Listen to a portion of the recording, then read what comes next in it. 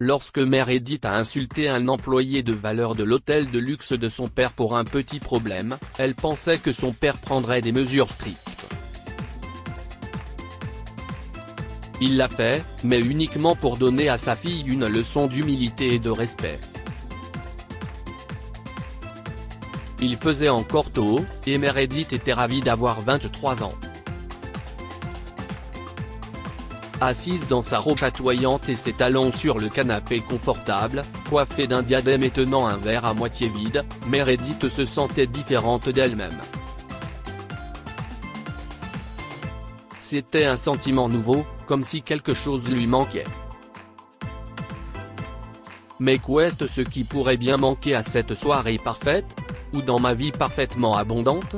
Se demanda Mère Edith en regardant lentement autour d'elle dans la somptueuse suite à 2 chambres, où une dizaine de ses amis dansaient et riaient aux blagues stupides des uns et des autres. Quoi que tu penses, si est une perte de temps. Viens ici et montre-nous tes mouvements, merdé. Cet appel familier et enjoué de l'une de ses amies a suffi à Mère Edith pour oublier le vide qu'elle venait de ressentir. Elle s'est mise debout et est redevenue sans effort la vedette de la fête. Femme de ménage. Le groupe entend une voix provenant de l'extérieur de la porte de la suite. Les garçons et les filles ont applaudi lorsqu'une femme de ménage d'âge moyen a apporté un plateau de service sur lequel se trouvait le plus beau gâteau que personne dans la pièce n'avait jamais vu. Les bougies avaient déjà été placées et allumées, et tous les amis regardaient l'élégant gâteau à travers l'appareil photo de leur téléphone, prêts à immortaliser le moment. Joyeux anniversaire, madame, chuchota la femme de chambre avec un doux sourire et se retourna pour partir. Oh, j'ai failli oublier. Voici le couteau, madame. En disant cela, la femme de chambre tendit le couteau à Mère Edith, mais dans la seconde qui suivit, le couteau quitta la main de la femme de chambre et tomba à plat sur le gâteau. Regarde ce que tu as fait, cria Mère Edith à la femme de chambre, en montrant la partie du magnifique gâteau qui était maintenant écrasé sous le couteau. Je suis vraiment désolée, madame. La femme de chambre semblait sincèrement excusée, mais son sourire d'hospitalité permanent n'avait pas changé. Oh, elle est désolée, n'est-ce pas? Sais-tu combien le gâteau a coûté, madame? Se moqua l'un des amis. Tu ne pourrais pas te l'offrir dans tes rêves les plus fous. Mère Edith s'est prise à la dame la plus âgée, et ses amis se sont moqués d'elle. Ou, je ne sais pas si je devrais même partager ce désordre sur les réseaux sociaux. Lizzie, la meilleure amie de Mère Edith, a froncé les sourcils. La femme de chambre semblait garder son calme alors qu'elle soulevait habilement le couteau du gâteau, l'essuyait et l'utilisait pour lisser le glaçage abîmé et inégal. Si est mieux, madame? La servante sourit à la fêtée, ravie de voir que le gâteau était devenu presque parfait. Si est le sourire de la femme de chambre que Mère Edith n'a pas supporté. Tu crois que si est bien comme ça? Ce n'est pas le cas. Tu as gâché le gâteau, interrompu mes célébrations par ta négligence, et regarde l'heure. Il est minuit passé. Ce n'est pas acceptable, alors efface ce sourire stupide de ton visage et sors. Alors que l'inconnu baissait la tête et partait, Lizzie demanda à Mère Edith, tu vas juste la laisser partir? Sans rien faire? Mère Edith sourit, car elle savait qu'elle allait faire en sorte que cette femme maladroite perde son travail. Le fait d'être la fille unique du propriétaire de l'hôtel lui donnait ce pouvoir. Du moins, si est ce qu'elle pensait. Comment ça, ce n'était pas sa faute? Le lendemain matin, Mère Edith confrontait son père au cours du petit déjeuner. La femme de chambre a été convoquée et ne lève ni les yeux ni la voix pendant toute la durée de la dispute entre le père et la fille. Papa, je te l'ai déjà dit, c'est elle qui a fait tomber le couteau et qui a gâché le gâteau. C'est comme ça qu'elle traite les autres invités? Comment se fait-il qu'il n'y ait pas de conséquences? Oh, non, ma chérie. Ne te méprends pas. Il y aura des conséquences. Mais pas celles que tu attends. Madame Menendez, vous ne ferez plus vos tâches habituelles pendant un mois entier à partir de maintenant. Meredith avait espéré que son père renvoie la femme de ménage, mais elle trouvait aussi cette punition intéressante. Vous ne ferez que la moitié de vos tâches. Le reste sera effectué par votre nouvelle partenaire de travail. Madame Menendez avait l'air tout aussi perplexe que Meredith. Un nouvel partenaire? Meredith, c'est toi. Tu travailleras aux côtés de Madame Menendez pendant les 30 prochains jours, en partageant la moitié de ses responsabilités. Tu travailleras 8 heures par jour et tu me feras un rapport tous les soirs.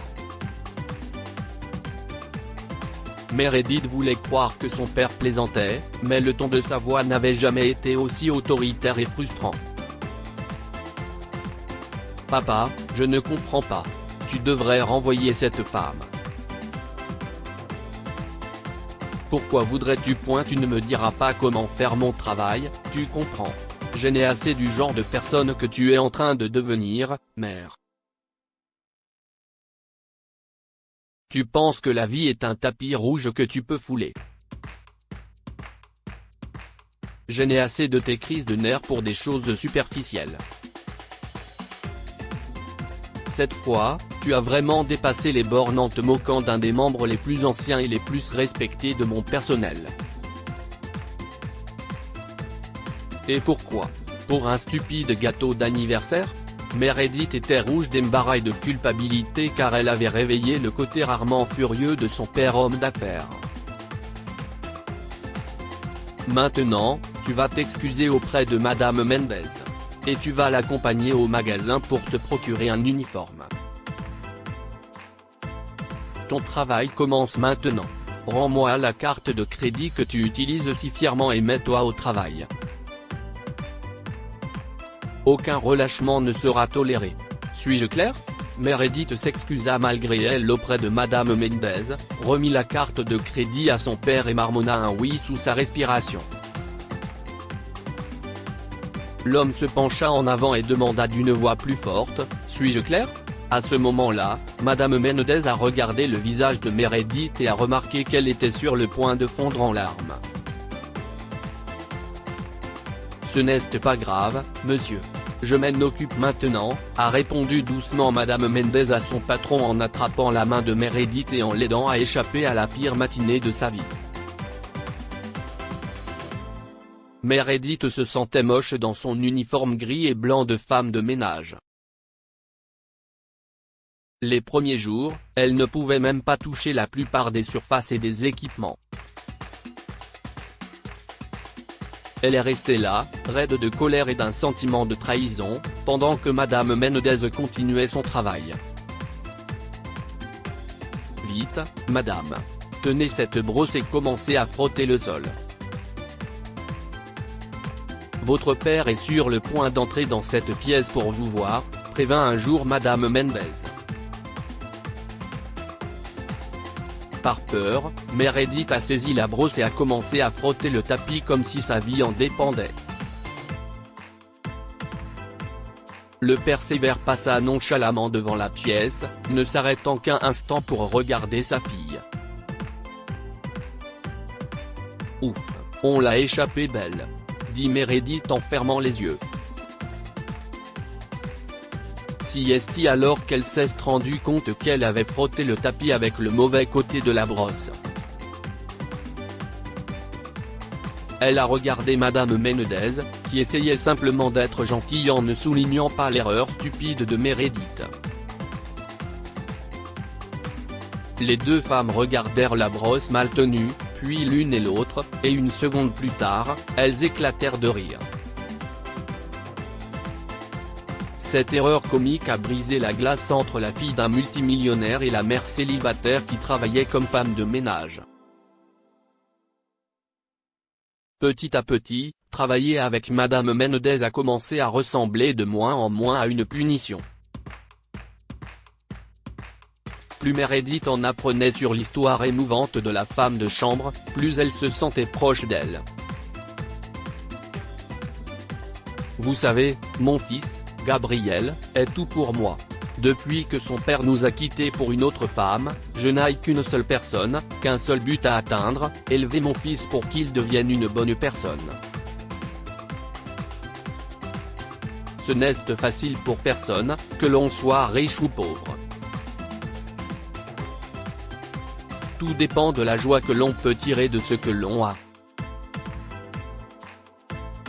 Gabriel et moi n'avons peut-être pas notre propre maison, ni même beaucoup de vêtements qui nous vont bien, mais nous avons des tonnes de joie à partager. Le reste du mois s'est écoulé rapidement et Meredith a appris bien plus que la façon de faire un lit, de s'occuper des invités ou de nettoyer le lavabo d'une salle de bain. Elle a appris l'humilité. Elle s'était liée d'amitié avec une femme sage, travailleuse et inspirante.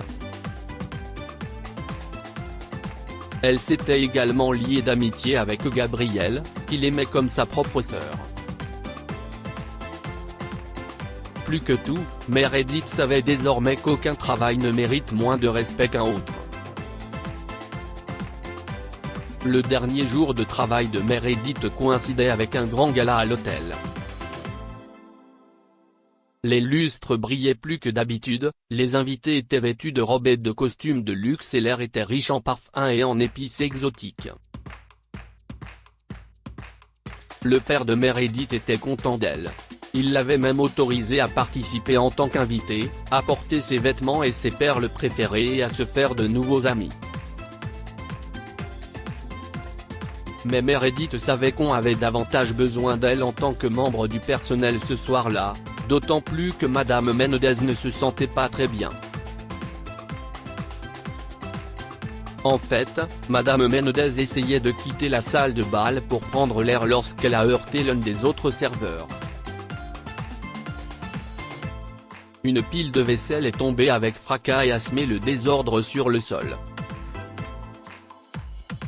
Cette fois, c'est le père de Meredith qui a été irrité par Madame Menendez.